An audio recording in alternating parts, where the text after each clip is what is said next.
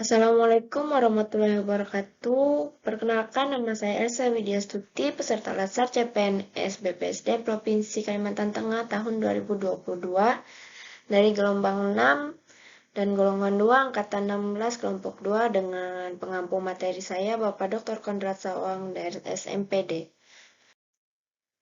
Di sini saya akan menjelaskan yaitu dari agenda 3 tentang kedudukan dan peran ASN untuk mendukung terwujudnya smart governance sesuai dengan ketentuan peraturan perundang-undangan, yang mana dibagi menjadi dua, ada smart ASN dan manajemen ASN.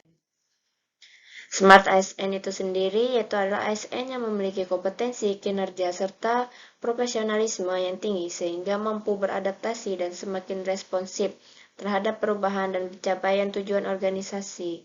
Sebagai seorang ASN, kita harus memiliki dan menguasai cara bermedia digital secara bertanggung jawab. Kriteria Smart ASN adalah mempunyai integritas, jiwa nasionalisme, profesionalisme, keramah tamahan, berwawasan global, bahasa asing, IT, serta jejaring kerja alias networking entrepreneurship. Berdasarkan arahan Presiden pada poin pembangunan SDM menjadi salah satu visi utama dan persiapan kebutuhan SDM talenta digital, sehingga literasi digital berperan penting untuk meningkatkan kemampuan kognitif sumber daya manusia di Indonesia agar keterampilannya tidak sebatas mengoperasikan gawai. Sini ada mewujudkan birokrasi digital Indonesia yang berkelas dunia dan berdaya asing melalui Indonesia Digital Nation yang bermartabat, berkeadilan, dan berdaya asing. Kemudian ada literasi digital, yaitu seorang pengguna yang memiliki kecakapan literasi digital yang bagus, tidak hanya mampu mengoperasikan alat, melainkan mampu bermedia digital dengan penuh tanggung jawab. Yang dibagi menjadi 4, yaitu ada yang pertama digital skill atau kecakapan menggunakan media digital, yang kedua ada digital kultur atau budaya menggunakan digital, yang ketiga ada digital etik atau etis menggunakan media digital, yang keempat ada digital safety yaitu aman menggunakan media digital. Selanjutnya ada pilar literasi digital yang mana ada etika bermedia sosial. Yang pertama itu etika bermedia digital meliputi individu dalam menyadari, mencontohkan, menyesuaikan diri, merasionalkan, mempertimbangkan, dan mengembangkan tata kelola etika digital atau netiquette dalam kehidupan sehari-hari. Kemudian ada budaya bermedia digital, yaitu meliputi kemampuan individu dalam membaca, menguraikan, membiasakan, memeriksa, dan membangun wawasan kebangsaan, nilai Pancasila, dan Bhinneka Tunggal Ika dalam kehidupan sehari-hari. Selanjutnya ada aman bermedia digital, yaitu mulai dari menyiapkan perangkat yang aman hingga menyediakan panduan untuk berperilaku di media digital yang rendah risiko. Ada 5 indikator atau kompetensi yang perlu ditingkatkan dalam membangun area kompetensi keamanan digital. Yaitu yang pertama ada pengamanan perangkat digital, yang kedua pengamanan identitas digital, yang ketiga mewaspadai penipuan digital, yang keempat memahami rekam jejak digital, yang kelima memahami keamanan digital bagi anak. Kemudian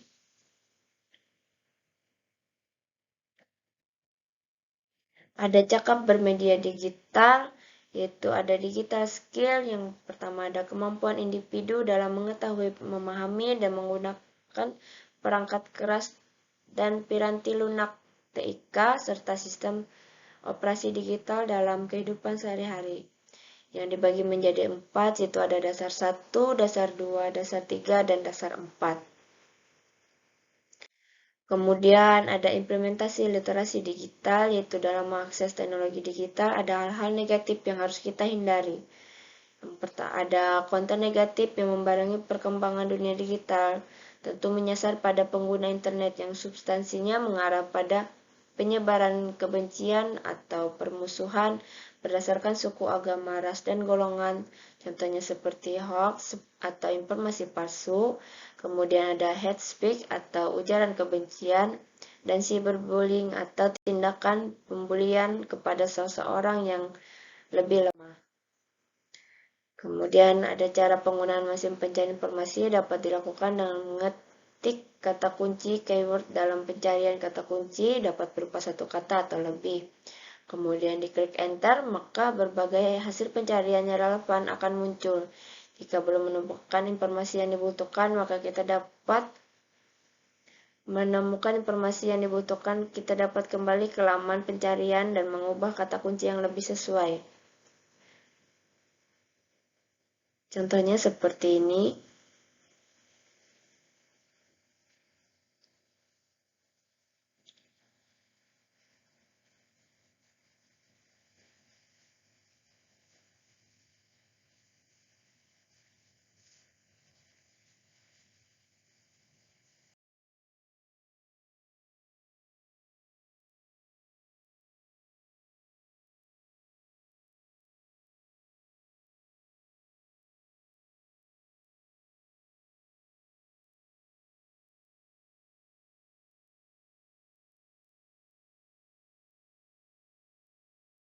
Kemudian kita masuk dalam manajemen ASN, yaitu pengelolaan ASN untuk menghasilkan pegawai ASN yang profesional, memiliki nilai dasar, etika profesi, bebas dari intervensi politik, bersih dari praktek KKN.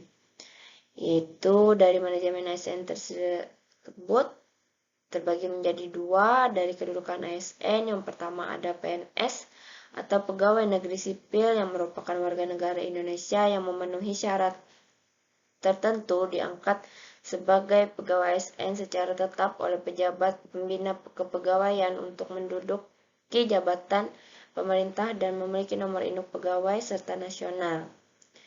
Yang kedua ada PPK atau P3K, yaitu pegawai pemerintah dengan perjanjian kerja, yang mana warga negara Indonesia yang memenuhi syarat tertentu yang diangkat berdasarkan perjanjian kerja untuk jangka waktu tertentu dalam rangka melaksanakan tugas pemerintahan dan ketentuan perundang-undangan yang diatur dalam Undang-Undang Nomor 5 Tahun 2014 tentang Aparatur Sipil Negara.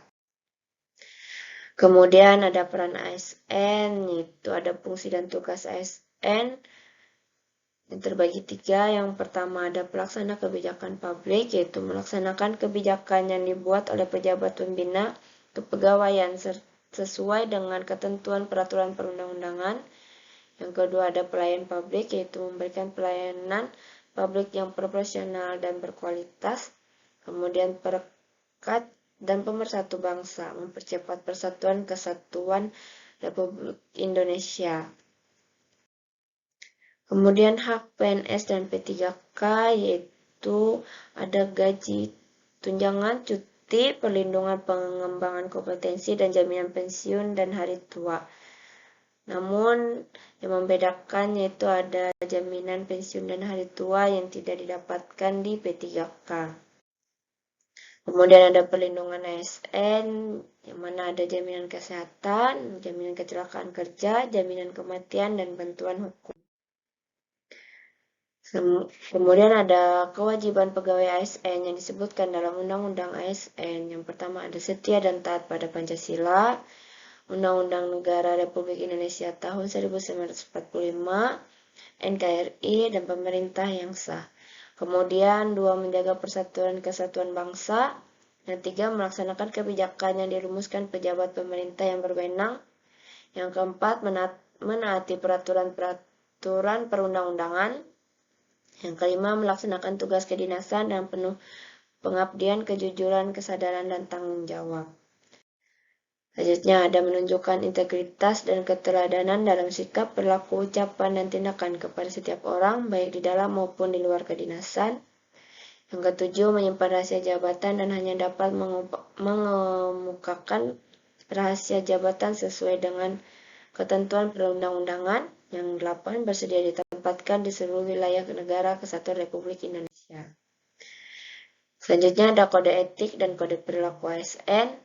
Dalam Undang-Undang ASN disebutkan bahwa ASN sebagai profesi berlandaskan kode etik dan kode perilaku, yang mana untuk menjaga martabat dan kehormatan ASN, seperti melaksanakan tugasnya dengan jujur, bertanggung jawab, dan berintegritas tinggi, kemudian melaksanakan tugasnya dengan cermat dan disiplin, lalu melayani dengan sikap hormat, sopan, dan tanpa tekanan, dan melaksanakan tugas yang sesuai dengan perintah atasan atau sejauh tidak bertentangan dengan ketentuan peraturan perundang-undangan, etika pemerintahan.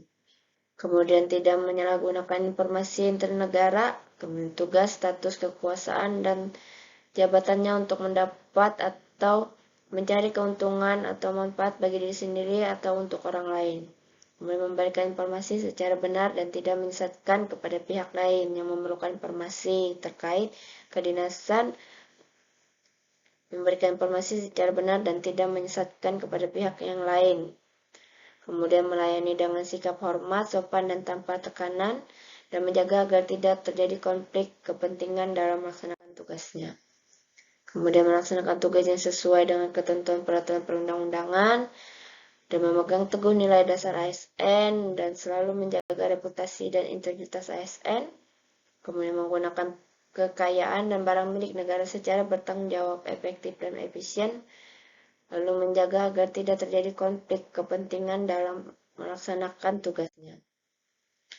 Lanjut, masuk di konsep sistem merit dalam pengelolaan ASN, yaitu sistem merit adalah kebijakan dan manajemen ASN yang berdasarkan pada kualifikasi, kompetensi, dan kinerja secara adil dan wajar, dengan tanpa membedakan latar belakang politik, ras, warna kulit, agama, asal-usul, jenis kelamin, status pernikahan, umur, atau kondisi kecacatan. Jaminan sistem merit dalam monitoring penilaian pengembangan, yaitu ada 4, yaitu pangkat dan jabatan, pengembangan karir, mutasi pegawai, dan penilaian kinerja. Sistem merit sendiri ada manfaatnya bagi organisasi, yaitu mendukung keberadaan penerapan prinsip akuntabilitas, dapat mengarahkan SDM untuk dapat bertanggung jawab dengan tugas dan fungsinya, dan instansi pemerintah mendapatkan pegawai yang tepat dan berintegritas untuk mencapai visi dan misinya. Kemudian sistem merit bagi pegawai yaitu menjamin keadilan dan ruang keterbukaan dalam perjalanan karir seorang pegawai, lalu memiliki kesempatan yang sama untuk meningkatkan kualitas diri. Sekian dari saya, terima kasih.